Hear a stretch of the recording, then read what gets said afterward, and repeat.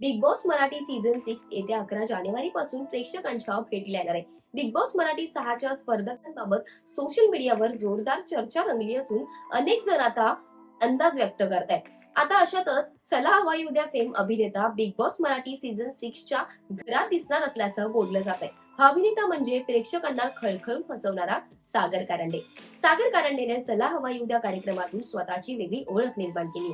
या शो मध्ये साकारत असलेलं स्त्रीचं पात्र चांगलंच लोकप्रिय झालं. तसंच त्यांनी साकारलेली पोस्टमनची भूमिका सुद्धा खूपच प्रसिद्धी झोतात आली. सागर कारंडेनं त्याच्या सोशल मीडियावर एक पोस्ट शेअर केली. या पोस्ट मध्ये त्याने असं म्हटलंय की गंमत झाली, आता जम्मत होणार, लवकरच तुमच्या भेटीला. या पोस्टला त्याने लवकरच तुमच्या भेटीला 2026 असं कॅप्शन सुद्धा दिलंय. सागर कारंडेच्या या पोस्ट मागे नेमकं काय दडलंय याचे चाहते आता अंदाज बांधताना पाहायला मिळतात. त्याच्या या पोस्टमुळे Sagar Karande Bigg Boss Marathi season 6 मध्ये सहभागी होणार असल्याच्या चर्चा सुद्धा रंगल्या.